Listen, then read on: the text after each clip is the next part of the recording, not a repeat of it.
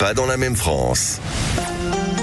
Magali Berda sur Sud Radio, il est 20h02 du lundi au jeudi. On vit pas dans la même France, une émission qui casse les codes, une émission qu'on ne voit nulle part ailleurs, où des gens qui ne se parlent jamais peuvent enfin échanger. On essaye d'apporter un débat constructif, de faire rencontrer deux mondes qui ne se parlent jamais. C'est le but de l'émission, de rendre la politique plus accessible, de faire en sorte que les gens qui ne s'intéressent plus à notre chère et tendre société, parce que tout simplement les politiques ont des discours qu'on ne comprend plus, qu'on ne comprend pas forcément, de beaucoup de gens qui se désintéressent, qui ne vont pas voter parce qu'ils auront un petit ras-le-bol, on va dire.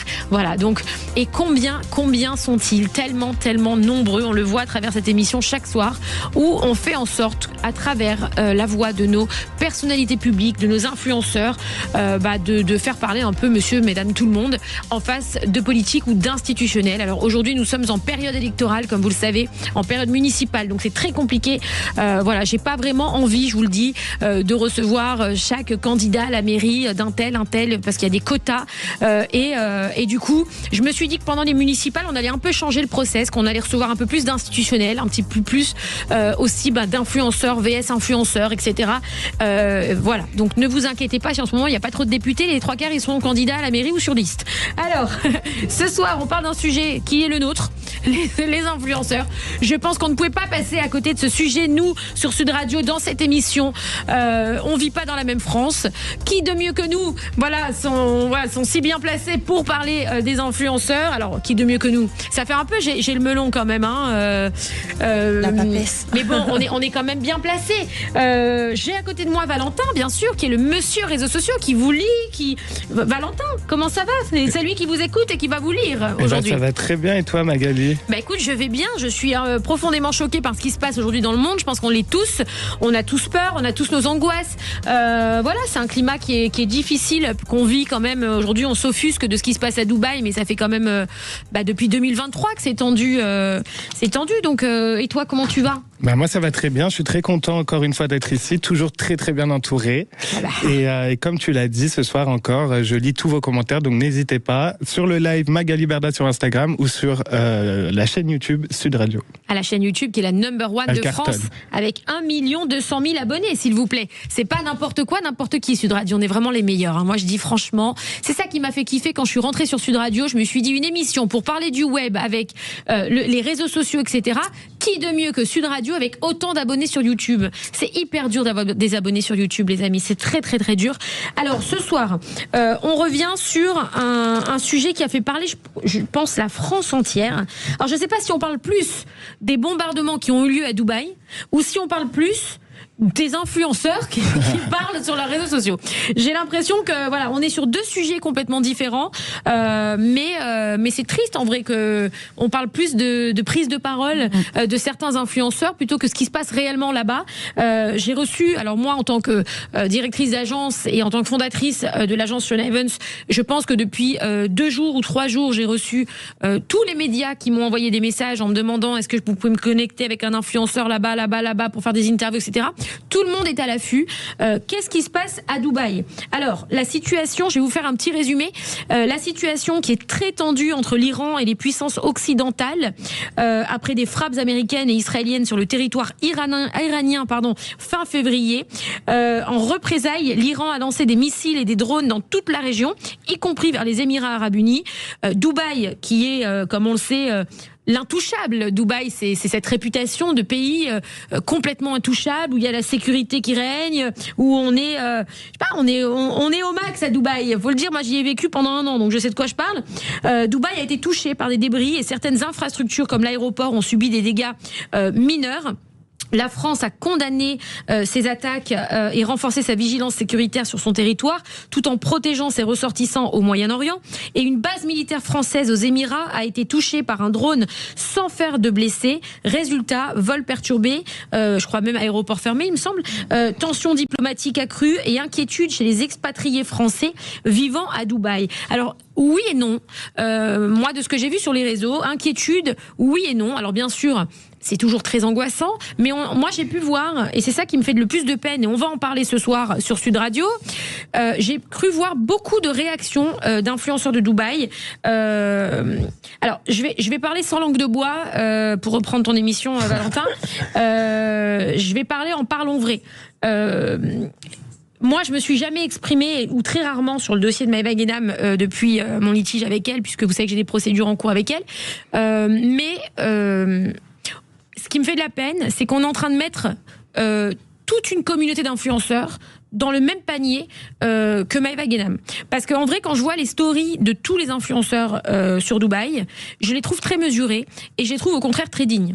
J'ai vu la story de Nabila, j'ai vu la story de Jessica, j'ai vu la story de Jazz, j'ai vu la story de Laurent, j'ai vu la story de Sarah Frézou. J'ai trouvé au contraire que les stories étaient très dignes, en disant qu'ils étaient en sécurité, qu'ils se sentaient bien, qu'ils ne suppliaient personne de rentrer en France, qu'ils avaient fait le choix d'aller là-bas et qu'aujourd'hui ils étaient solidaires aux Émirats Arabes Unis, à Dubaï. Je les ai trouvés super. Et j'ai l'impression que tous les médias n'ont pris que la story de Maëva Guénam et on a fait une vitrine des influenceurs de Dubaï. Et ça me fait un peu de peine parce que je me dis quand même, Maëva, c'est Maëva, on la connaît, c'est beaucoup de show, c'est ça, c'est son ADN.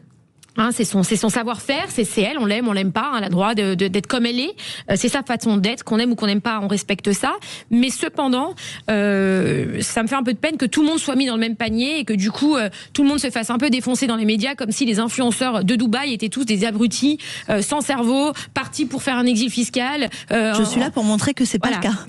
Justement, ce soir, on reçoit Julia Paredes. Alors Julia qui est partie vivre à Dubaï et qui est revenue pour le moment en France. Donc, de toute manière, là, tu ne peux pas y rentrer parce qu'ils ont fermé, je crois, l'espace aérien. Je devais, mais ouais. Et on reçoit en visio Sadek. Sadek, qui est un grand rappeur français qui vit à Dubaï et qui nous fait l'honneur d'être en visio avec nous ce soir sur Sud Radio, de là-bas, de Dubaï. Et on attend aussi une visio d'une personnalité, enfin d'une personne qui a fait des vidéos TikTok en dénonçant le comportement de certains influenceurs sur Dubaï. Donc voilà, donc ce soir on a une émission bien chargée. Julia, alors toi, on va commencer par Julia et ensuite je vais accueillir Sadek. Okay. Donc Julia, tu t'es fait connaître du grand public grâce à la télé-réalité, où ta personnalité affirmée, ton franc-parler ont rapidement marqué les esprits.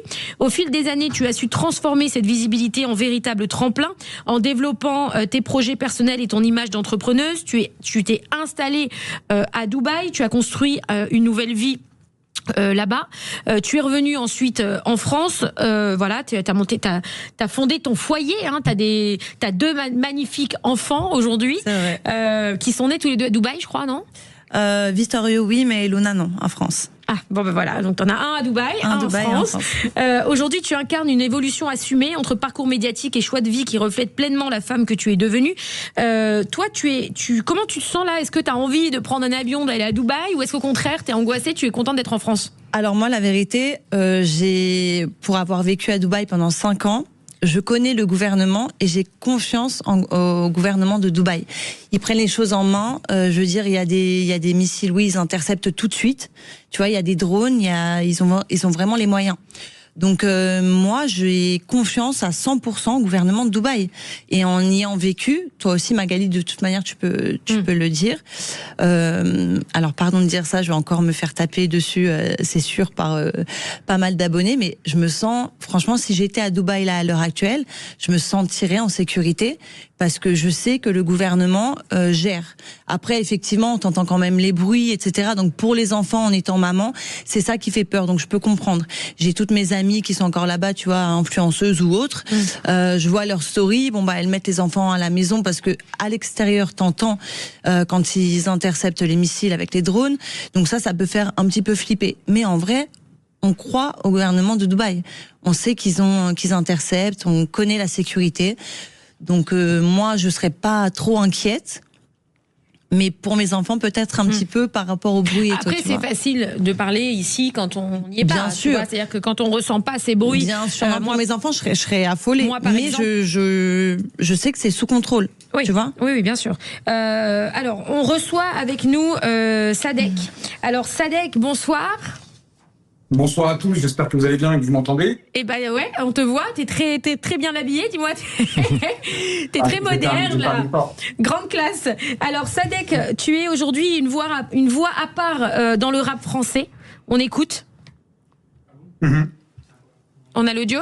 Ok, on va écouter juste après. Au fil des années, c'est pas grave. On est en direct. Lui, là, il a peut-être. On est en direct. Au fil des années, ton parcours artistique. Encore du boycott, c'est ça, Magali? Encore du boycott. Tu es bien placé pour savoir que moi, je te boycotte pas et que je ne boycotte personne, moi. Donc, sinon, tu serais pas avec moi ce soir. Et en plus, quand bien même toutes les difficultés, toi et moi, on peut le dire, on a toujours eu des échanges très respectueux. Bon, on a eu un petit passage comme tout le monde il y a quelques années en arrière, mais depuis, on a toujours eu des échanges respectueux et franchement, je pense qu'on a vécu des choses compliquées, toi et moi. Donc, moi, je te boycotte pas et je te respecte pour ton parcours. Non, je rigole, évidemment. Même si on peut avoir des visions différentes, que même les gens nous mettent en opposition. Bien sûr. C'est justement pour ça qu'il est important de pouvoir discuter et d'élever le débat en puissant justement affronter nos idées afin qu'on ne reste pas sur quelque chose de figé. Complètement. Et pouvoir faire évoluer la discussion. C'est évident pour moi. Complètement. Et tu es une personne avec qui on peut parler. Donc je te remercie pour ça. Au fil des années, donc ton parcours artistique s'est accompagné d'un cheminement beaucoup plus personnel, notamment autour de ta transformation physique et de ton rapport au bien-être. Également, tu es installé désormais à Dubaï. Tu as entamé une nouvelle étape de vie qui semble avoir influencé autant ton quotidien que ton état d'esprit. Entre évolution personnelle et fidélité à ton univers musical, tu continues de porter un regard sincère sur ton parcours. Merci d'être avec nous. Avant de parler de ta position sur la polémique autour des influenceurs à Dubaï, pendant le conflit avec l'Iran, je voulais te demander déjà comment tu vas, comment ça se passe à Dubaï, est-ce que c'est si dramatique que ça, est-ce que tu entends des booms partout, comment tu te sens? Non, écoute, tout va. Pour l'instant, le gouvernement, c'est-à-dire est vraiment lié à ce qu'ils annoncent. La situation sur place est ultra stable. Alors évidemment qu'il faut comprendre aussi ces influenceurs, c'est-à-dire que quand on entend des bruits dans le ciel, quand on voit autant de choses sur les réseaux sociaux, la plupart d'entre eux, comme je le disais, sont des mamans, sont des gens qui ne sont pas confrontés à la guerre. Je veux dire, on est tous français de base, ce ne sont pas des contextes qu'on connaît à part à travers nos écrans. Donc, quand tu commences à entendre des missiles qui ont été interceptés par des frappes anti-aériennes, etc., il y a un moment où il faut se mettre à leur place et comprendre qu'ils peuvent avoir peur. Maintenant, je pense qu'il y a aussi certains d'entre eux qui ont profité pour pouvoir faire des statistiques parce que quelque part, c'est leur gagne-pain. Et je pense que ça tape aussi sur le système des Français qui ne comprennent pas justement ces deux sons de cloche différents entre ce qui se passe dans les médias d'un côté, la réalité sur place. Mais aujourd'hui, pour te répondre clairement, tout va bien, tout est sous contrôle. On n'est pas dans un climat de guerre à proprement dit. Oui, parce qu'on voit d'un côté Maëva en train de faire des stories hurlant en disant qu'il faut tout de suite qu'elle soit rapatriée, qu'elle met son passeport. On va entendre les sonores juste après. Et puis on voit à côté des stories de gens qui ont l'air beaucoup plus calmes. Il y a même, j'ai vu des vidéos passer avec des gens qui sont attablés au restaurant en train de manger. Apparemment rien n'est fermé, tout est ok. Donc non, comment c'est vraiment? Tout est totalement ouvert. Il y a aucun problème dans les. Voilà, moi je travaille pas pour le gouvernement, j'aime Dubaï, c'est pour ça que je m'y suis installé. J'ai grandi en France, mais au bout d'un moment, quand on a la liberté de pouvoir choisir, il faut aussi assumer ses choix. Moi je suis venu ici totalement par choix, parce que c'est un pays qui m'offre énormément de perspectives, que j'apprécie, que je défends, qui m'a beaucoup offert, même si la France m'a construit. Et pour être très honnête, toi qui as côtoyé Maëva, tu sais très bien que la plus grande intelligence, c'est de passer pour une imbécile. Et derrière ce qu'elle fait, tout est évidemment calculé. Je veux dire, quand on se filme et qu'on met en ligne des choses, il y a un moment où il y a une intention derrière et il faut pas prendre les gens pour des imbéciles en passant pour une imbécile. Donc elle sait très bien ce qu'elle fait. C'est une fille très intelligente et qui a très bien mené sa carrière. À un moment, juste quand on voit les choix de carrière qu'elle a fait, etc., et le fait qu'elle arrive encore à attirer la lumière sur elle, c'est que ça prouve que c'est quelqu'un qui sait justement tout à fait ce qu'elle fait, tout est calculé à mon avis à moi. Ma petite question, juste comme ça au passage, parce que je ne suis pas les stories de Maëva, enfin je les suis plus du coup, mais est-ce qu'elle a continué depuis 3 jours les placements de produits là ou elle les a arrêtés? Je ne sais pas du tout. À mon avis, elle a continué. Elle a fait. Bien sûr. Ok, elle a fait des placements de produits. Ok. Et bien, restez avec nous sur Sud Radio. On revient tout de suite après cette petite pause. À tout de suite sur Sud Radio. Sud Radio. Sud Radio. Parlons vrai. Parlons vrai. Sud Radio. Parlons vrai. Je remercie d'avoir connu Pendo. Dehors quand il fait gris, je dis pas qu'il fait pas beau. Y'a plein de jolis cadeaux. Pour celles qui ont pas du dos, plus gros qu'un sac à dos. Le ciel, je remercie. Et c'est Sadek, voilà. Ça va, Sadek? Ça va super. Alors, Sadek, est-ce que là, aujourd'hui, tu as été contacté par le gouvernement français? T'as combien d'abonnés, toi, sur tes réseaux déjà? Toi, t'as un gros compte Twitter aussi? Ouais, je crois que je dois tourner à 3-4 millions au total. Ah oui, 3-4 millions d'abonnés. Est-ce que tu as été contacté par quelqu'un du gouvernement français, par l'ambassade ou quelqu'un qui t'a proposé un retour en France? Est-ce que vous avez été suivi ou zéro news? Non, absolument pas, mais de toute façon, j'ai pas non plus cherché. Je veux dire, la situation n'est pas dans une urgence absolue. Et puis, comme moi je l'ai dit, après, moi je suis vraiment un cas à part, Magali, c'est-à-dire que je pense que depuis le début de l'humanité, aucun être humain n'a réussi à esquiver la mort. Donc, si on doit mourir dans une attaque de missile, ça me va très bien. Du moment que je suis avec ma femme et mes enfants, je sais que ça peut être un discours très dur et très difficile à comprendre ou à entendre pour beaucoup. Mais je peux mourir dans mon lit, je peux mourir en glissant sur une peau de banane, voilà. Je peux mourir d'une maladie, mourir sous un missile, ça fera une belle histoire à raconter. Je suis quelqu'un de particulier sur ça, donc alors, avec non, je ne chercherai pas à partir ou pas. Alors, avec le climat actuel qu'il y a aujourd'hui en France, on sait que c'est tendu, on sait que depuis 3 ans, c'est extrêmement... tout le monde est un peu sous le choc, toutes les communautés souffrent. On va pas s'enlever ça, hein. Je veux dire, je pense que toutes les communautés aujourd'hui en France sont en souffrance, et dans le monde d'ailleurs.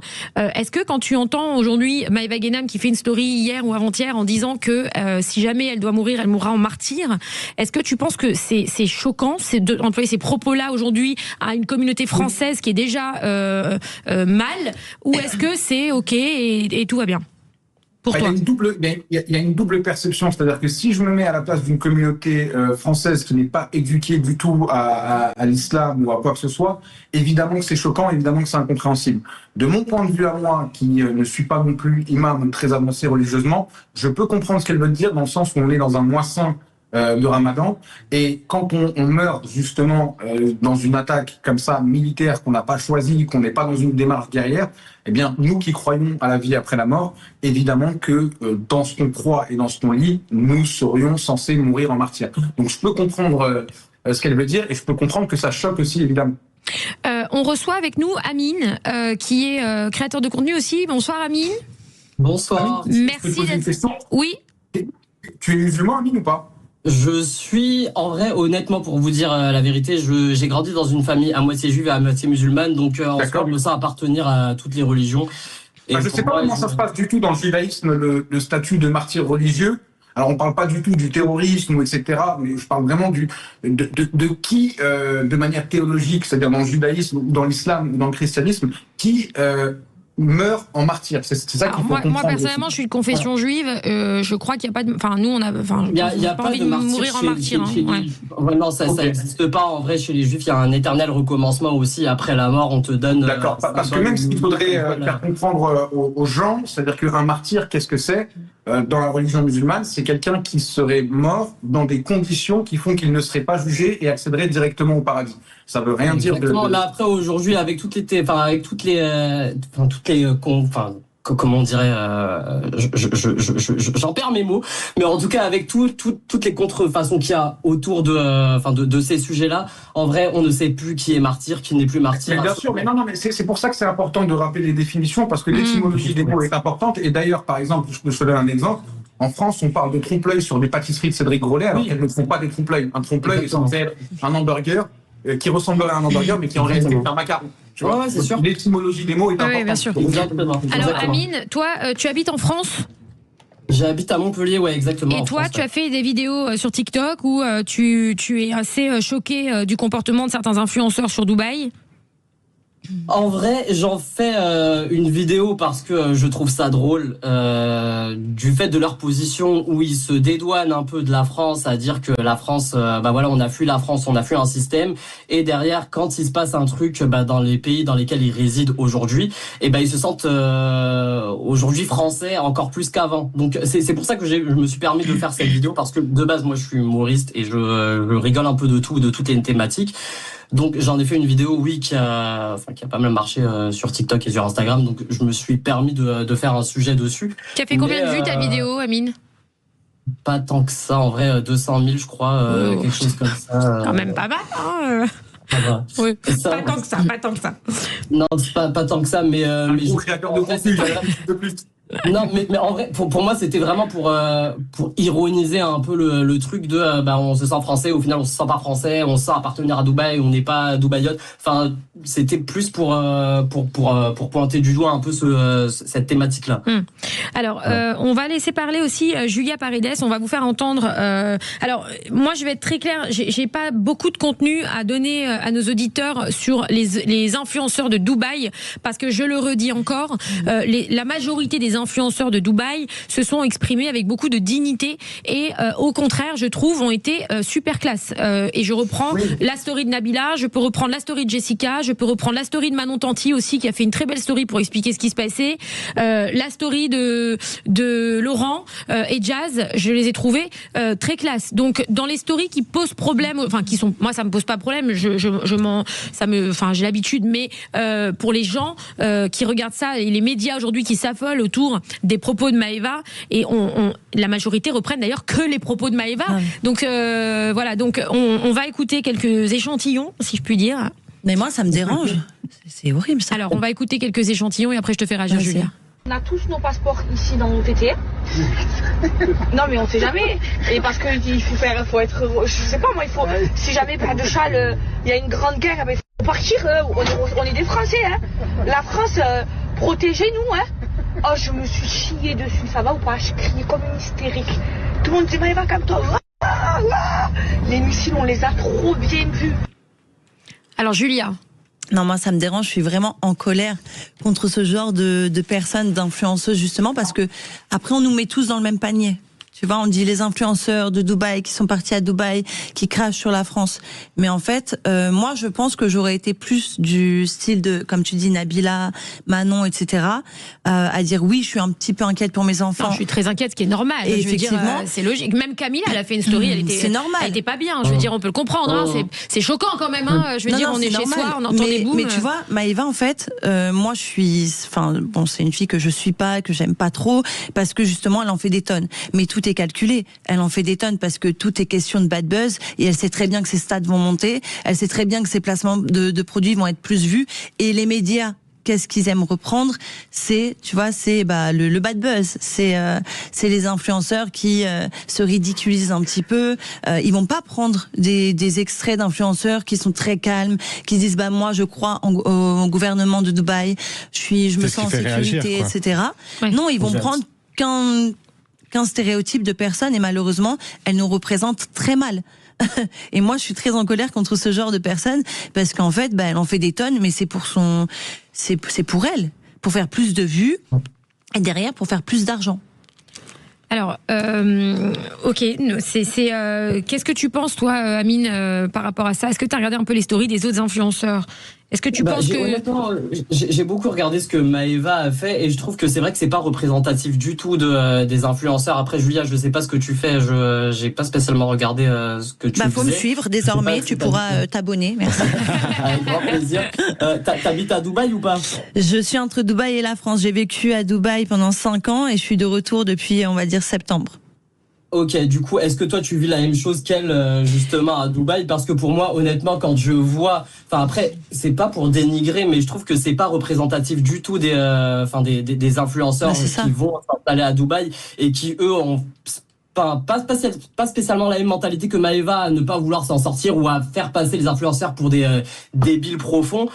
Mais pour moi, elle ne représente pas du tout. Et c'est pour ça qu'on se permet, nous, les humoristes aujourd'hui, de reprendre ce genre de contenu et d'en faire un contenu humoristique. Après, c'est vrai que ça peut porter à confusion et que ça peut forcément nuire à l'image des influenceurs comme toi, Julia, ou d'autres, Nabila, ou que sais-je.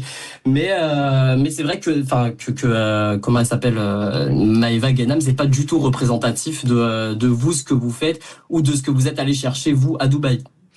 Sadek, il y a eu Bastos aussi qui a fait une vidéo en disant, alors Bastos pour nos auditeurs c'est un autre créateur de contenu qui fait, allez je peux le dire, Bastos il passe sa journée à faire des vidéos sur les autres et il tape sur tout le monde et il tape, c'est son fonds de commerce. Non mais en vrai il critique tout le monde mais finalement Maëva elle a son fonds de commerce à elle mais lui il a aussi son fonds de commerce à lui, hein. Je veux dire c'est pas tout aussi rose et tout aussi beau, c'est facile de critiquer toute la journée mais au final c'est juste une manière différente de faire le buzz quoi.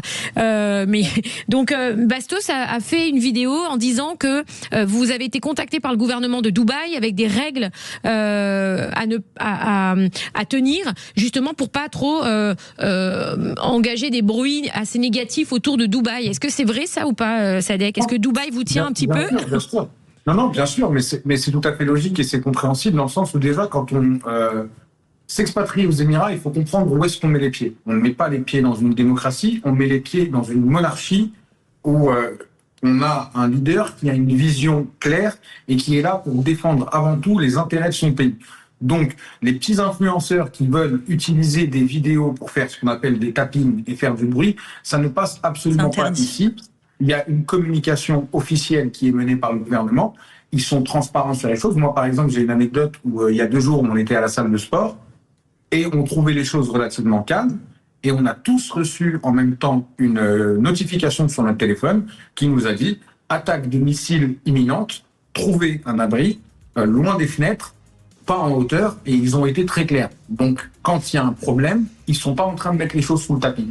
Par contre, ils ne veulent pas, dans quelque chose où ils sont... Dubaï n'est pas l'Europe. Dubaï est une ville en construction, c'est une ville jeune. Les Émirats sont un jeune pays qui s'est bâti justement sur le fait de pouvoir devenir une terre d'accueil pour un hub financier mondial. C'est beaucoup plus gros que les influenceurs qui illustrent les populations de Dubaï. Il faut savoir que les gens qui sont à Dubaï sont là dans une même recherche, c'est-à-dire réussir à s'élever socialement et financièrement.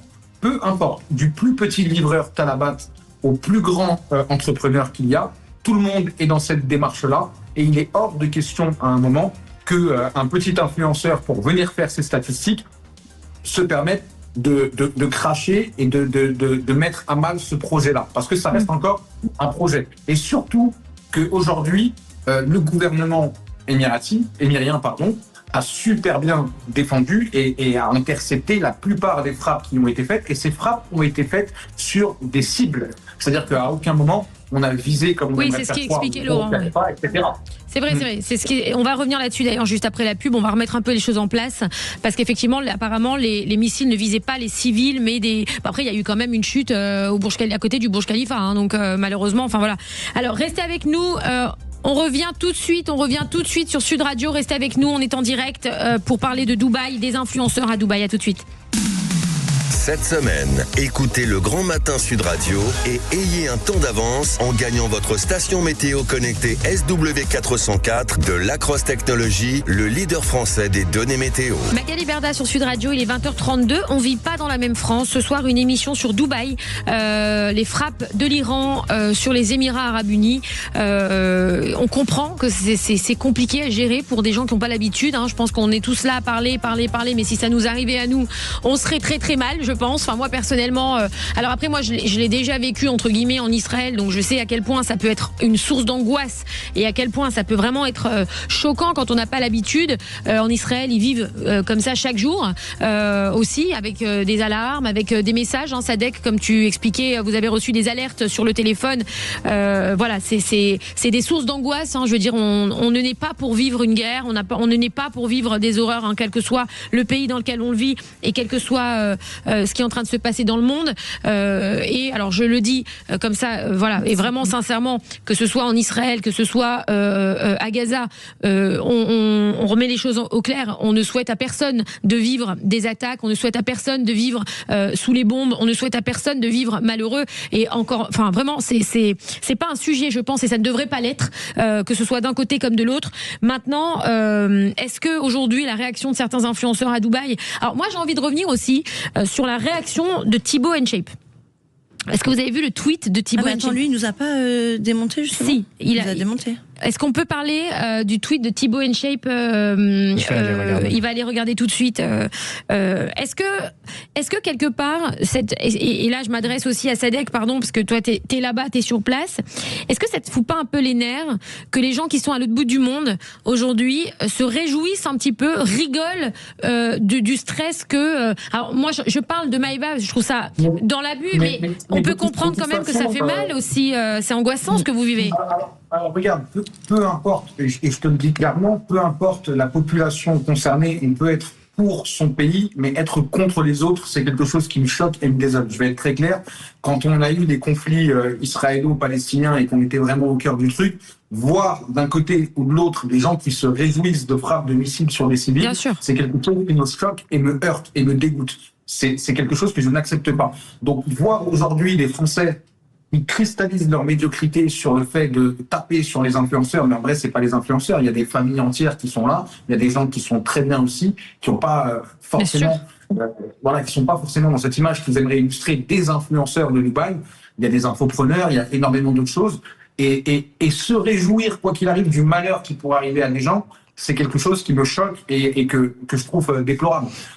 Ce qui est intéressant par rapport à Thibaut InShape, c'est que c'est exactement Maïva de l'autre côté. C'est-à-dire que c'est un très gros créateur de contenu. On parle du plus gros youtubeur français aujourd'hui. On ne me fera pas croire, à moi qui connais bien les notions, et comme toi qui les connais mieux que moi, que ces influenceurs-là agissent de manière spontanée. Tout est réfléchi. Bien sûr. Sauf qu'ils ne s'attendaient pas à cette réaction-là des gens qui lui disent toi qui es aussi gros créateur de contenu, tu n'as pas le droit à un moment de prendre position de cette manière-là. Non, tu peux pas te réjouir du malheur des gens, ça c'est une certitude. Et puis surtout, que Thibaut InShape est un des plus proches d'Emmanuel Macron en tant qu'influenceur. Hein, c'est lui qui part avec lui en voyage, etc.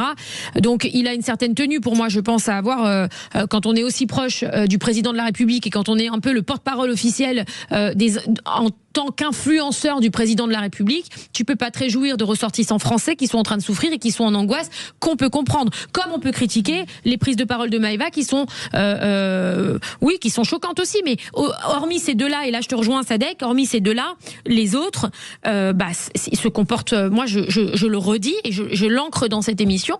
Moi, je vous invite tous à aller voir les comportements des influenceurs qui sont à Dubaï aujourd'hui, qui sont extrêmement dignes. Il y en a pas un franchement, je trouve qu'à part ces deux personnes dans un extrême et dans l'autre extrême, et tu as raison, c'est un peu dans l'autre sens, je trouve que c'est abusé. Et je trouve qu'il y a une réaction des influenceurs, de certaines personnes là sur les réseaux sociaux, sur les vidéos TikTok, hein, on a cherché des gens pour venir sur l'émission ce soir. C'est à vomir, quoi. Je veux dire, il y a des gens, c'est horrible, tu vois, et on aimerait bien les voir s'ils étaient partis en vacances. Alors on a Élodie Gossuin, Miss France, qui est partie en vacances à Dubaï, qui s'est retrouvée sous les missiles également. Parce qu'elle était à l'Atlantis. Elle était en vacances. À côté, je veux dire, elle est traumatisée apparemment. C'est traumatisant. Valentin, est-ce que tu peux nous lire le tweet de Thibaut InShape ? Il a dit, alors je cite, « La situation reste bien sûr tragique et une pensée pour toutes les personnes présentes ou bloquées sur place. Je voulais simplement pointer du doigt l'hypocrisie de certains influenceurs qui font de l'arnaque leur business sur le dos d'honnêtes gens et se cachent là-bas. » Oui, alors ça c'est pareil. On remercie ChatGPT, ça. Oui. Non, et puis quand tu les allumes, je veux dire, Dubaï n'est pas fait que de personnes qui se cachent pour arnaque. Enfin, je veux dire, faut arrêter à un moment donné de mettre tout le monde dans le même panier. Il y a des gens très bien à Dubaï. On prend des influenceurs qui sont à Dubaï, comme Jess. C'est toujours tapé sur même Nabila, je veux dire, elle revient en France. C'est pas des gens qui se cachent à Dubaï, quoi. Je veux dire, faut arrêter de mettre tout le monde dans le même panier. Je trouve ça hallucinant à son niveau de faire un tweet pareil. Moi personnellement, ça me révolte. Amine, toi, quand on discute comme ça avec Sadek, alors, tu as fait une vidéo un peu drôle sur les influenceurs à Dubaï. Est-ce que finalement tu l'assumes ta vidéo, ou est-ce que des fois tu te dis ok, je peux comprendre aussi leur souffrance ou leur peur? Honnêtement, je comprends totalement la peur de chacun parce que, enfin, j'aimerais pas moi me retrouver dans cette situation-là. Déjà l'autre jour, j'ai juste entendu une rafale passer à côté de chez moi. Enfin, c'était un avion. Je me suis dit, waouh, j'ai eu peur. Je me dis en soi, j'ai pas envie de vivre ce genre de situation et je comprends totalement. Et moi, c'était pas pour dénigrer justement, pour me dire que, en soi, ils ont pas le droit d'avoir peur. Bien sûr qu'ils ont le droit d'avoir peur. Mais par contre, à un moment donné, il s'agit de tenir un discours aussi assez cohérent. Si tu craches sur la France, ça va à un moment donné, crache jusqu'au bout et dis-toi que, fais-toi protéger par l'État dans lequel tu habites. Et je suis entièrement d'accord avec toi. Moi, j'ai beaucoup craché sur la France et j'assume totalement mes positions. Et à aucun moment, justement, j'aurais cette hypocrisie de dire venez me sauver, etc. Voilà, on est d'accord sur ça. Mais pour moi, ça, c'est juste le truc sur lequel, on ironise aujourd'hui les humoristes. Et je pense qu'il y en a plein qui le font aussi, mais c'est pas d'une mauvaise intention. C'est pas pour spécialement pointer du doigt tous les influenceurs. Mais c'est pour dire qu'en majorité, on sait qu'il y en a plein qui sont partis justement à Dubaï pour fuir ce qui... Non mais Amine, tu mets le doigt sur quelque chose de très juste, c'est qu'à un moment aussi, j'ai l'impression que tout le monde est devenu beaucoup trop susceptible, s'invective trop vite. Mais bien sûr. L'humour aussi, il faut le comprendre, le second degré, troisième degré, etc.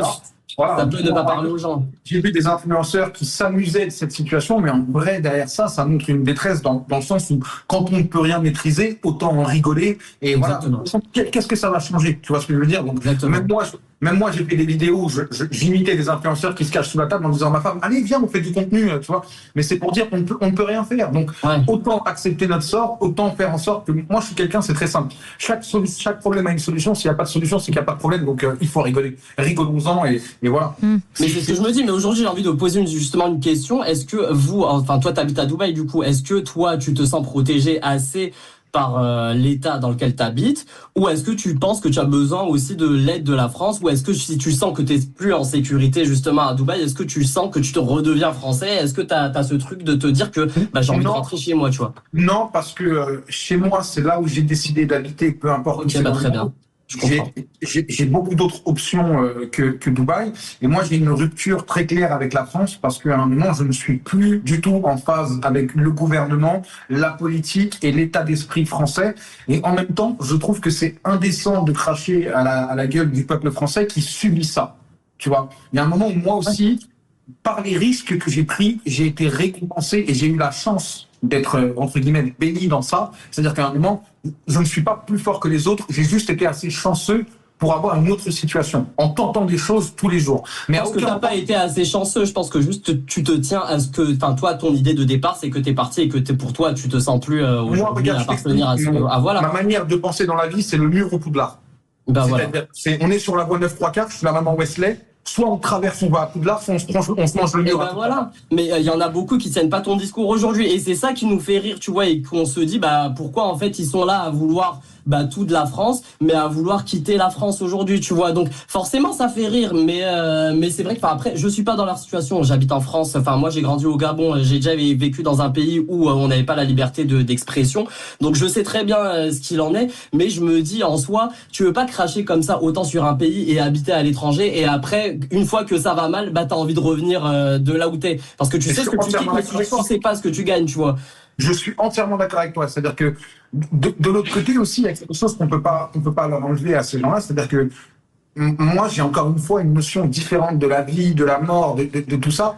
Et la peur fait faire des choses inconsidérées. C'est-à-dire que quand quelqu'un est en panique, tu vois son vrai visage. Ah, mais bien sûr. Tu vois, donc les solutions qui arrivent en tête, etc., ils se disent, on est les ressortissants français, on doit être expatriés, exfiltrés. Mais non, en fait. Et c'est pour ça que je juge pas honnêtement les gens, parce que je me suis pas dans leur situation encore une fois, mais je trouve ça drôle, malheureusement drôle, tu vois. C'est pas drôle, mais en soi ça rend la situation drôle, tu vois. Après, est-ce qu'on peut quand même... Les discours sont complètement incohérents. Est-ce qu'on peut aussi quand même se dire qu'il y a certaines personnes qui ont quitté la France parce que ils ont été agressés. Moi je connais des influenceurs, pardon. Mais ça j'entends. Les cambriolages aussi. Un gars comme Julien Tanti ou d'autres sont partis de la France pour des raisons de sécurité et pas pour des raisons de fuir pour aller se cacher franchement, parce que Julien vient tous les étés en France. Je veux dire, il crache pas du tout sur la France. C'est désolé, mais être quelqu'un de connu aujourd'hui en France, que ce soit dans la musique, dans le cinéma, dans le sport, ou même sans être connu, être riche et que les gens le savent autour de toi, exactement. C'est compliqué. C'est invivable. De toute façon, tu ne peux pas perdre ton argent et tu es vraiment dans l'insécurité totale. C'est-à-dire, quand on voit les kidnappings crypto, quand on voit les séquestrations, quand on voit les cambriolages, etc. Et en fait, ce qui est désolant, c'est que moi, je suis désolé, je vais avoir une position très affirmée.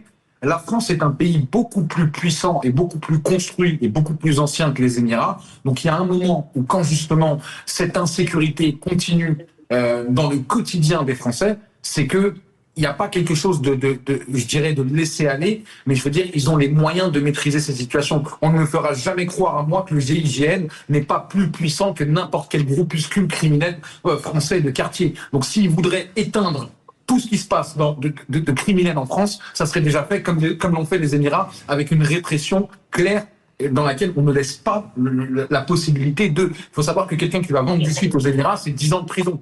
Donc à un moment, si on veut éteindre, on aurait pu éteindre. Et le problème de la France... On en parle de l'eau, c'est encore autre chose.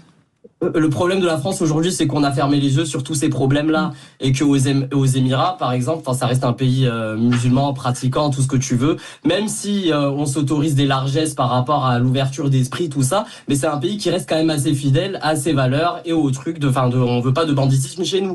Qu'en France aujourd'hui, on a toléré tellement de choses que ce genre de truc finit par se répercuter. Alors Amine, je reprends ce que tu dis. Toi, tu as fait des vidéos TikTok pour te moquer un petit peu des influenceurs de Dubaï, mais finalement, regarde dans ton discours, tu finis par les comprendre. Donc, et tu les défends quand même. Et tu les défends en plus. Donc voilà. Allez, tu peux refaire une vidéo, Amine, c'est bon. On reste sur Sud Radio. Petite pause. Quand il y a quelqu'un comme moi avec un discours construit en face, c'est beaucoup plus facile de discuter. Mais c'est pour ça que tu as fait venir Sadek.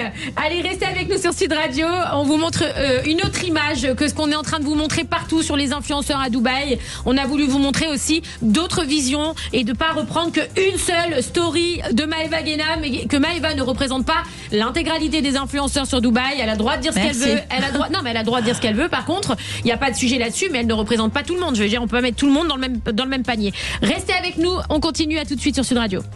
Sud Radio. Sud Radio. Parlons vrai. Parlons vrai. Sud Radio. Parlons vrai. Puis hier, suite aux prises de parole de Maëva Guénam sur les réseaux sociaux, qui fait le buzz encore une fois, on a Bastos qui est en direct sur TBT9 en même temps, qui est en train de défoncer apparemment les influenceurs.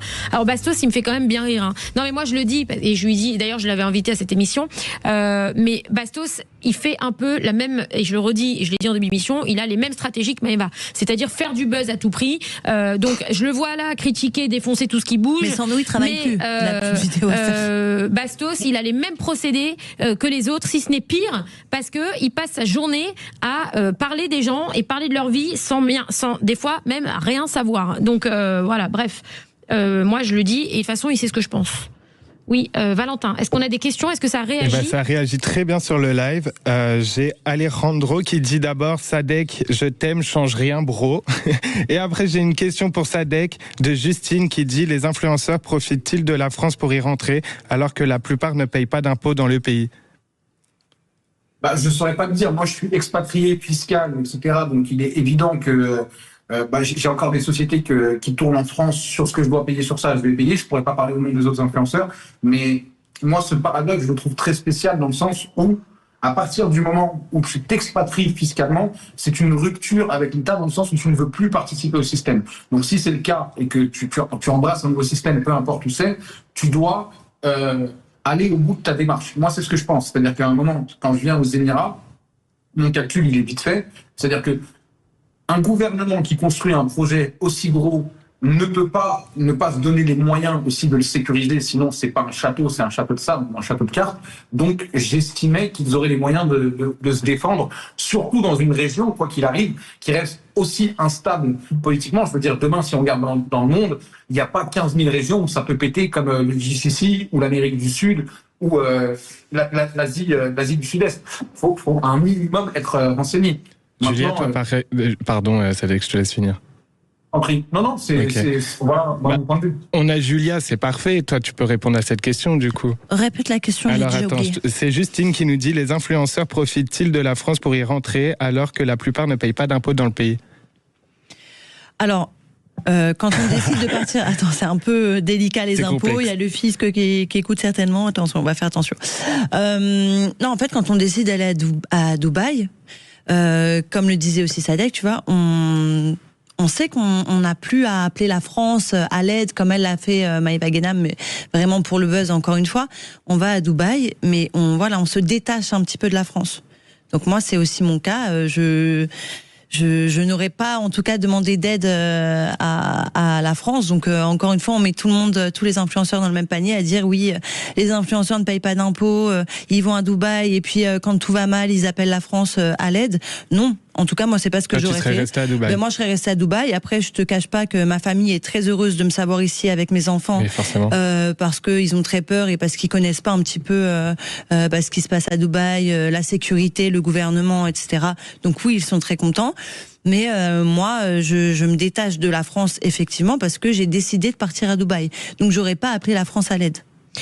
Est-ce que Sadek, t'as pas l'impression qu'on aime taper sur les influenceurs, que quoi qu'il se passe, dès que ça touche les influenceurs, ça ravit le monde entier? On a l'impression que les Français, la plupart, pas tout le monde, mais sont contents. Mais c'est tout à fait normal parce qu'en fait, on est dans un changement de paradigme où les gens comprennent que ce n'est pas travailler dur qui est rémunérateur, c'est, entre guillemets, travailler intelligemment dans la bonne niche. Je n'ai jamais, moi, l'impression, aujourd'hui, dans mon domaine d'activité, de travailler plus dur qu'un livreur ou qu'un chauffeur ou qu'un plombier ou autre, alors que je suis beaucoup plus rémunéré. Et je parle pas que du fait d'être influenceur ou autre. Et en fait, le fait que cette indécence soit exposée sur les réseaux sociaux, ça ramène les gens à leur réalité et donc quand à un moment ça leur tombe sur la gueule, ils se disent voilà, j'avais raison. Moi par exemple, je suis dans la crypto-monnaie aujourd'hui. En novembre dernier, tout le monde voulait acheter du Bitcoin parce qu'il était à 120 000. Maintenant, tout le monde rigole de nous parce qu'il est à 68 000 au moment où on parle, 68 869. Et c'est le meilleur moment pour acheter maintenant. Mais en fait, il y a toujours ce truc de voilà, vous aviez tort. Parce qu'on refuse à un moment d'accepter, nous, d'avoir pris les risques pour avoir raison ou tort, ou d'être confronté à nos choix. Donc quand on subit une situation, parce qu'aujourd'hui, être allé à l'école, avoir un CDI, cotiser pour sa retraite, malheureusement, c'est subir l'inflation mondiale, et c'est pas juste dans le sens où c'est des gens qui travaillent dur, c'est des gens qui travaillent pour leur quotidien, c'est des gens qui ont les mêmes espoirs, qui ont des familles. Chaque être humain se pense le personnage principal de sa vie, et voir, entre guillemets, des gogoles qui achètent des Birkin, des Lambeaux, des trucs, etc., quand ça leur tombe sur la gueule, évidemment que on est tous humains. Je veux dire, la jalousie, la frustration, c'est des choses qui font partie de nous, et forcément, ça ressort à la surface, et on se dit, bien fait pour eux. Et moi, c'est quelque chose que je comprends, et j'en rigole. Amine. Sur Twitter, je suis pas du tout un exemple, mais moi, mes tweets, il faut les lire avec un 3e, 4e degré, sinon ils sont pas drôles. Amine, qu'est-ce que tu penses de ce que vient de dire Sadek? Moi, j'ai envie juste de poser une question, c'est à quel point vous vous détachez de la France aujourd'hui? Enfin, Julia, tout à l'heure, elle disait, moi, je me sens détaché de la France, mais à quel point vous vous sentez détaché de la France? Non, alors, attends, quand je te dis... Je peux me permettre. Merci.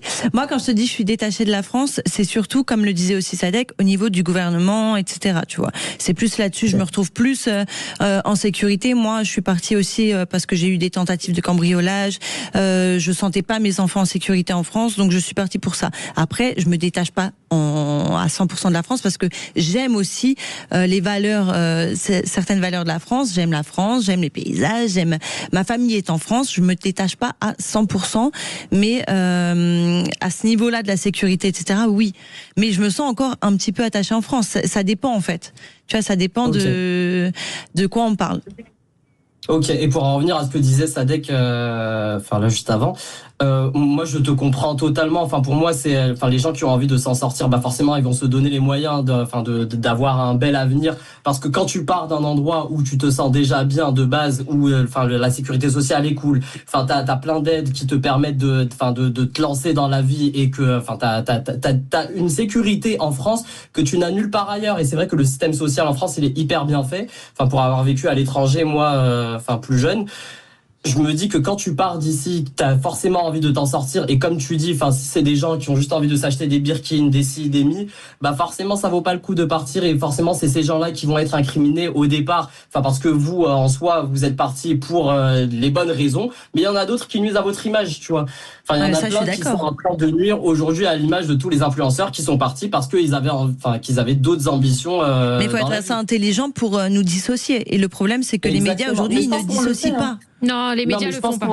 Il y en a beaucoup qui le font. Maintenant, regarde-toi, t'as fait une vidéo, t'as parlé juste à cause des propos de Maëva Guénam, t'as mis tous les influenceurs dans la panier. Et tout le monde fait ça. Alors, pas du tout. Franchement, j'espère me dédouaner de ça. J'espère me dédouaner de ça parce que franchement, c'est. Mais maintenant, t'as changé d'avis. Amine, non, mais pas du tout. Tu n'as pas à te dédouaner. En fait, c'est très drôle. Et de par sa viralité, Maëva Guénam illustre justement. Et bien sûr, c'est la culture du vide. Et c'est pas ce que vous prenez, vous. Oui, mais là. Regarde, on va prendre un autre exemple et tu vas comprendre. Moi, j'étais en Thaïlande récemment. Février, janvier, il y avait toute la banlieue, toutes les banlieues françaises là-bas. Donc, il y avait ce truc du French arabique, etc. Yes. Il y a un incident sur 200, mais c'est celui-là, c'est l'arbre qui tombe qui va faire beaucoup plus de bruit qu'une forêt qui pousse. Et c'est comme ça partout. C'est comme ça dans le coup. Oui, mais après là où je rejoins Julia, c'est que c'est provoqué aussi quand vous dites les médias dissocient, etc.